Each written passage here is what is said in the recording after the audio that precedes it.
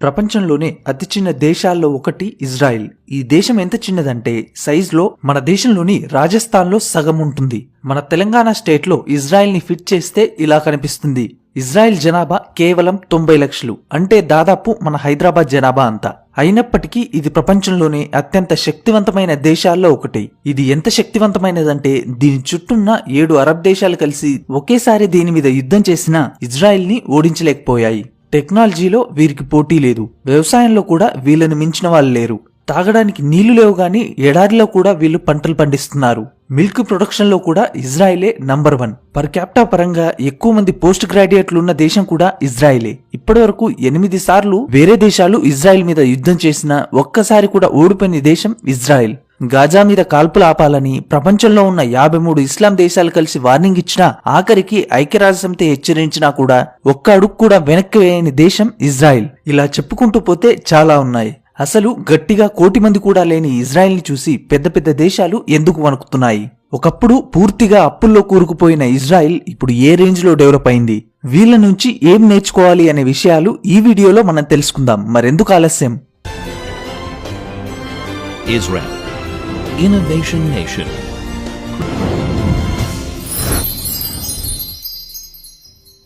Israel పాత చరిత్రని కాసేపు పక్కన పెడితే 1948లో అంటే మనకు స్వాతంత్రం వచ్చిన 9 నెలల తర్వాత ఇజ్రాయిల్ ఏర్పడింది.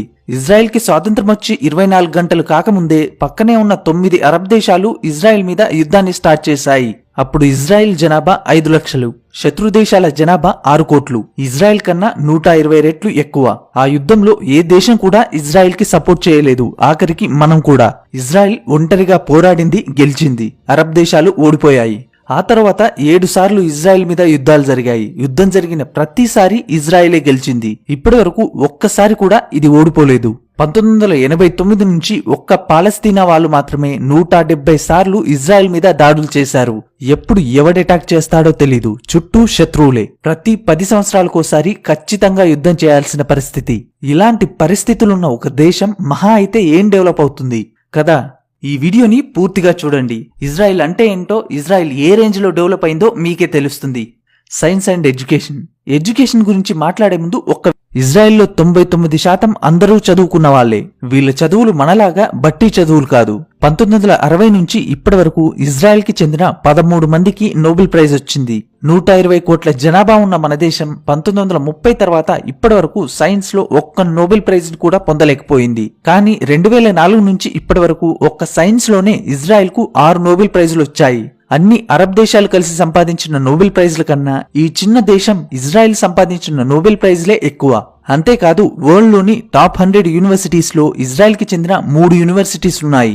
ఇజ్రాయిల్ కన్నా 150 రెట్లు పెద్దదైన మన దేశం నుంచి ఒక్క యూనివర్సిటీ కూడా టాప్ 100 లో లేదు. అంతేకాదు సొంతంగా ఉపగ్రహాల్ని తయారు చేసి స్పేస్ లోకి పంపే టెక్నాలజీ ఈ ప్రపంచంలో కేవలం 10 దేశాలకు మాత్రమే ఉంది. అందులో ఇజ్రాయిల్ ఒకటి. 1988 నుంచి ఇప్పటి వరకు ఇజ్రాయిల్ 13 ఉపగ్రహాల్ని స్పేస్ లోకి పంపించింది. ఆఖరికి మనం కూడా రీసాట్ 2 అనే స్పై శాటిలైట్ ని ఇజ్రాయిల్ నుంచే కొనుక్కుని స్పేస్ లోకి పంపించాం. దీన్నే ఇప్పుడు శత్రు దేశాల మీద నిఘా ఉంచడానికి యూజ్ చేస్తున్నాం. స్కూల్ పిల్లలు తయారు చేసిన శాటిలైట్ ని స్పేస్ లోకి లాంచ్ చేసిన ఫస్ట్ కంట్రీ కూడా ఇజ్రాయిలే. అమెరికాలో ప్రతి 10,000 మందికి 85 మంది సైంటిస్టులు, ఇంజనీర్లుంటే జపాన్ లో ప్రతి 10,000 మందికి 83 మంది సైంటిస్టులు, ఇంజనీర్లున్నారు. అదే ఇజ్రాయిల్లో ప్రతి 10,000 మందికి 140 మంది సైంటిస్టులు, ఇంజనీర్లున్నారు. దీన్ని బట్టే అర్థం చేసుకోవచ్చు ఇజ్రాయిల్ యొక్క ఎడ్యుకేషన్ సిస్టమ్ ఎంత స్ట్రాంగ్ గా ఉందో. దీనికి మెయిన్ రీజన్ ఇజ్రాయిల్ గవర్నమెంట్. 1950-60లోనే వీళ్లు తమ బడ్జెట్ లో 30% స్కూల్స్ మరియు యూనివర్సిటీస్ డెవలప్ చేయడానికి ఖర్చు చేశారు. Next Israel agriculture. ఇజ్రాయిల్లో ఉన్న 66% ల్యాండ్ అంతా ఎడారి. ఇక్కడ వర్షాలు కూడా చాలా తక్కువ. తాగడానికి కూడా వీళ్ళ దగ్గర నీళ్లు లేక పక్కనే ఉన్న సముద్రం నుంచి పైప్లేసి తీసుకొచ్చిన సాల్ట్ వాటర్ నుంచి సాల్ట్ ని తీసేసి యూజ్ చేస్తున్నారు. తాగడానికే నీళ్లు లేవు, వీళ్ళు వ్యవసాయం ఏం చేస్తారు అని అనుకోకండి. ఇజ్రాయిల్లోని ఇండ్లలో వాడే 60% వాటర్, ఇండస్ట్రీస్ లో వాడే 85% వాటర్ ఇలా సముద్రం నీటి నుంచి డిసాలినేషన్ ద్వారా తయారు చేసిందే. వాడిన మురికి నీటిని 20% రీసైకిల్ చేయడమే చాలా కష్టం. అలాంటిది ఇజ్రాయిల్ 97% డ్రైనేజ్ వాటర్ ని ప్యూరిఫై చేసి అదే వాటర్ తో వాళ్ళ దేశంలోని సగం వ్యవసాయానికి నీళ్లందిస్తుంది. అంటే స్నానాలు చేసి ప్లేట్లు కడిగిన నీళ్లతోనే వీళ్ళు పంటలు పండిస్తున్నారన్నమాట. ఇజ్రాయెల్ వ్యవసాయానికి యూజ్ చేస్తున్న నీళ్లలో 55% నీళ్లు ఇలా డ్రైనేజ్ వాటర్ నుంచి ఫిల్టర్ అయి వచ్చినవే. మనమేమో డ్రైనేజ్ వాటర్ ని గలీజ్ నీళ్లని నదుల్లోకి వదిలేసి ఉన్న నదుల్ని కూడా గలీజ్ చేస్తున్నాం. వీళ్ళేమో అదే గలీజ్ నీళ్లని ప్యూరిఫై చేసి అద్భుతమైన పంటల్ని పండిస్తున్నారు. మరో మెయిన్ విషయం ఏంటంటే వీళ్ళకి కావాల్సిన 90% ఆహార పదార్థాల్ని వీళ్ళే సొంతగా పండించుకుంటున్నారు. వీళ్ళు పండించే దాంట్లో 45% కూరగాయలు, పండ్లే. అంతేకాదు యుఎస్, యూకే లాంటి డెవలప్డ్ కంట్రీస్ లో కూడా 30% వాటర్ లీకేజీల వల్ల వేస్ట్ అవుతుంది. కానీ ఇజ్రాయిల్లో 7% వాటర్ మాత్రమే లీకేజీల వల్ల వేస్ట్ అవుతుంది. నీటిని ఎంత బాగా వాడుకోవాలో ఇజ్రాయెల్ కి తెలిసినంతగా వేరే ఏ దేశానికి తెలియదు. అందుకే నీటిని రీసైక్లింగ్ చేసే దేశాల్లో ఇజ్రాయెలే ప్రపంచంలో నంబర్ 1. డ్రిప్ ఇరిగేషన్ సిస్టమ్ ని కనిపెట్టింది కూడా వీళ్లే. ఈ సిస్టమ్ ద్వారా వీళ్లు 70% తక్కువ వాటర్ తో పంటల్ని పండిస్తున్నారు. లాస్ట్ 40 సంవత్సరాల్లో నీటి వినియోగంలో ఎలాంటి మార్పు లేకుండా జీడీపీలో 300% డెవలప్ అయిన ఒకే ఒక్క దేశం ఇజ్రాయెల్. ఒక్కసారి ఈ గ్రాఫ్ ని చూస్తే మీకే క్లియర్ గా అర్థమవుతుంది. ఇజ్రాయెల్ వ్యవసాయం కోసం 1986లో ఎంత నీటినైతే యూజ్ చేసేదో ఇప్పుడు అంతే నీటిని యూజ్ చేస్తుంది. కానీ దిగుబడి మాత్రం 40% పెరిగింది. అంతేకాదు ప్రపంచంలోని అత్యధిక పాల దిగుబడి ఇచ్చే ఆవులు ఇజ్రాయెల్లోనే ఉన్నాయి. ఒక ఇజ్రాయెల్ ఆవు సంవత్సరానికి యావరేజ్ గా 12,000 కేజీల మిల్క్ ని ప్రొడ్యూస్ చేస్తుంది. ఇది ఆస్ట్రేలియా లాంటి డెవలప్డ్ దేశాల కన్నా డబుల్. ప్రపంచవ్యాప్తంగా హెక్టార్కి యావరేజ్ గా 50 టన్నుల టమాటా పండుతుంది. కానీ ఇజ్రాయెల్ గ్రీన్ హౌస్ లో హెక్టార్కి 300 టన్నుల టమాటాని పండిస్తుంది. ఒక చిన్న దేశం, ఉన్నదంతా ఎడారే, తాగడానికి కూడా నీళ్లు లేవు. ఇలాంటి పరిస్థితుల్లో కూడా ఇజ్రాయెల్ ప్రపంచానికి వ్యవసాయం అంటే ఎలా చేయాలో చూపిస్తుంది. Next Israel defence sector. చుట్టూ ఇంతమంది శత్రువులున్నా ఇజ్రాయెల్ ని టచ్ చేయాలంటే భయపడతారు. దానికి కారణం ఇజ్రాయెల్ ఆర్మీ. ఇజ్రాయెల్ ప్రపంచంలోనే 100వ అతి చిన్న దేశం. కానీ వీళ్ళ ఎయిర్ ఫోర్స్ ప్రపంచంలోనే 9వ శక్తివంతమైనది. ప్రపంచంలోనే వేగంగా నిర్ణయాలు తీసుకోగల ఆర్మీ ఇజ్రాయెల్ ఆర్మీ. దేశం మొత్తం కవర్ చేయగలిగే యాంటీ బాలిస్టిక్స్ డిఫెన్స్ సిస్టమ్ ఉన్న ఒకే ఒక్క దేశం ఇజ్రాయెల్ మాత్రమే. అంటే ఎవరైనా ఇజ్రాయెల్ మీద రాకెట్ ని వదిలితే ఈ యాంటీ బాలిస్టిక్ డిఫెన్స్ సిస్టమ్ ఆ రాకెట్ ని గాల్లోనే పేల్చేస్తుంది. వీళ్ళు తయారు చేసిన ఐరన్ డోమ్ ప్రపంచానికి ఇజ్రాయెల్ సత్తా ఏంటో చూపించింది. వీళ్ళకి కావలసిన ఆయుధాలు తయారు చేసుకోవడమే కాకుండా తయారు చేసిన దాంట్లో 80% ఆయుధాలని వేరే దేశాలకు అమ్ముతున్నారు. ఒక్క 2020లోనే ఇజ్రాయెల్ 59,000 కోట్ల విలువైన ఆయుధాలని వేరే దేశాలకు అమ్మింది. 130 కోట్ల జనాభా ఉన్న మనం ఆయుధాలని ఎక్స్పోర్ట్ చేసే దేశాల లిస్టులో 23వ ప్లేస్ లో ఉంటే కేవలం 90 లక్షల జనాభా ఉన్న ఇజ్రాయెల్ ఈ లిస్టులో 8వ ప్లేస్ లో ఉంది. ప్రస్తుతం ఇజ్రాయెల్ 16 దేశాలకి ఆయుధాలను ఎక్స్పోర్ట్ చేస్తుంది. ఇజ్రాయెల్ నుంచి ఆయుధాలను కొనుక్కుంటున్న దేశాల్లో మనమే టాప్. మనం ఇప్పటివరకు కొన్న ఆయుధాల్లో 30% ఆయుధాలు ఇజ్రాయెల్ నుంచి కొన్నవే. వాళ్ళు అమ్మడంలో టాప్ లో ఉంటే మనం కొనడంలో టాప్ లో ఉన్నాం. ఒక్క మనకే కాదు, ఇజ్రాయెల్ యుఎస్ లాంటి డెవలప్డ్ కంట్రీస్ కి కూడా 10% ఆయుధాలని ఎక్స్పోర్ట్ చేస్తుంది. ఆయుధాల్లోనే కాదు డ్రోన్స్ ని తయారు చేయడంలో కూడా ఇజ్రాయెలే నంబర్ 1. 1985 నుంచి 2014 వరకు మార్కెట్ లో అమ్ముడైన డ్రోన్స్ లో 60% డ్రోన్స్ ని ఇజ్రాయెలే తయారు చేసింది. రీసెంట్ గా మనం కూడా వీళ్ళ దగ్గర నుంచే డ్రోన్స్ ని కొనుక్కున్నాం. 90 లక్షల జనాభా ఉన్న ఈ దేశంలో 35 లక్షల మంది ఆర్మీలో పనిచేస్తున్నారు. ఇజ్రాయెల్లో పుట్టిన అమ్మాయైనా అబ్బాయైనా 18 సంవత్సరాలు దాటిన తర్వాత తప్పకుండా ఆర్మీలో పనిచేయాలి. మగవాళ్ళైతే 3 సంవత్సరాలు, ఆడవాళ్ళైతే 2 సంవత్సరాలు. అది సినిమా హీరో కొడుకైనా, కోటీశ్వరుడు కొడుకైనా, ఆఖరికి PM కొడుకైనా సరే ఆర్మీలో ఖచ్చితంగా పనిచేయాల్సిందే. అందుకే వీళ్ళ దేశంలో ప్రధానమంత్రులు కూడా ఒకప్పుడు సైనికులే.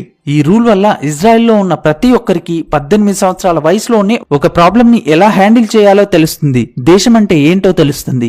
ఇంట్రెస్టింగ్ విషయం ఏంటంటే ఇజ్రాయెల్లో ఉన్న ప్రతి ఒక్కరికి గన్నుని ఎలా వాడాలో తెలుసు. అవసరమైతే ఆ దేశంలోని ప్రతి ఒక్కడు సైనికుడిగా మారగలడు. Next Israel startups.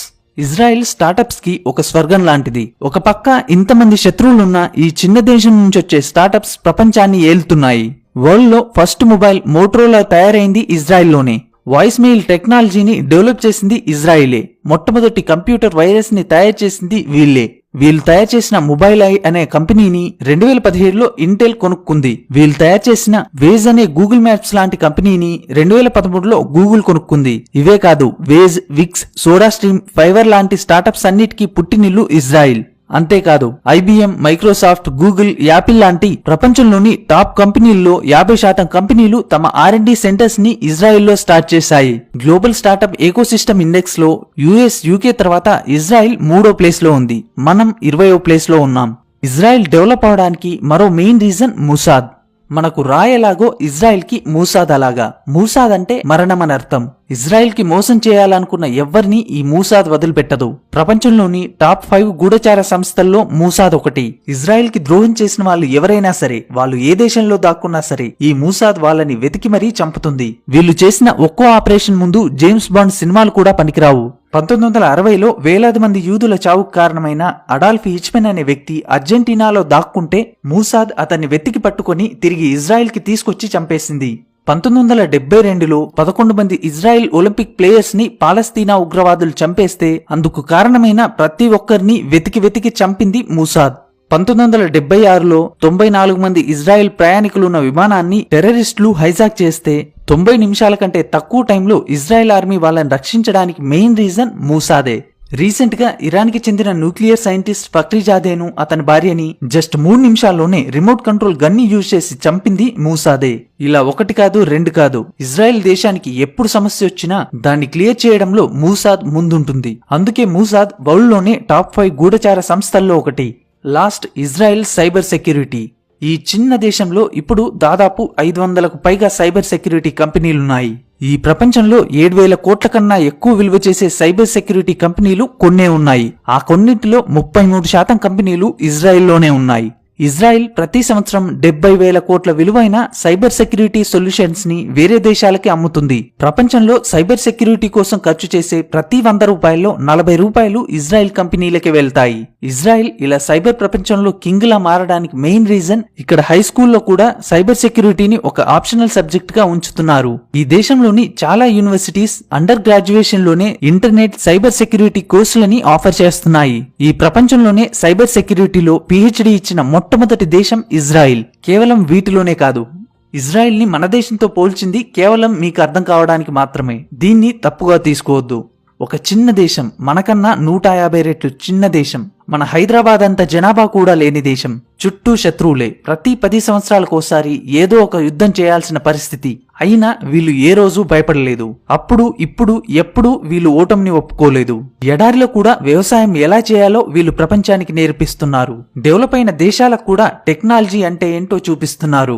Bad luck ఏంటంటే ఇప్పటికీ 24 దేశాలు ఇజ్రాయెల్ ని ఒక దేశంగా ఒప్పుకోవట్లేదు. మొదట్లో మనం కూడా ఒప్పుకోలేదు. 1947లో ఇజ్రాయెల్ దేశానికి వ్యతిరేకంగా UN లో ఓట్ చేసిన వాళ్ళలో మనం కూడా ఉన్నాం. పోనీ ఇజ్రాయెల్ ఒక దేశమైన తర్వాత అయినా మనం దాన్ని గుర్తించామా అంటే అదీ లేదు. ఇజ్రాయెల్ ని ఒక స్వతంత్ర దేశంగా గుర్తించడానికి మనకు 2.5 ఏళ్ల టైం పట్టింది. ఇజ్రాయిల్ ఒక యూదుల దేశమని, అక్కడికెళ్తే మన దేశంలో ఉన్నటువంటి ముస్లిం మైనారిటీల ఓట్లు పోతాయని మన దేశానికి చెందిన ఏ ప్రధాని కూడా 70 సంవత్సరాల వరకు ఇజ్రాయిల్లో కాలు కూడా పెట్టలేదు. రీసెంట్ గా మోడీ గారు అక్కడికి వెళ్లడం జరిగింది. ఇజ్రాయిల్లో పర్యటించిన మొట్టమొదటి PM మన మోడీ గారే. ఇజ్రాయిల్ వేరే దేశాలకు ఏం చేసింది అనే దాన్ని పక్కన పెడితే మనకు మాత్రం చాలా హెల్ప్ చేసింది.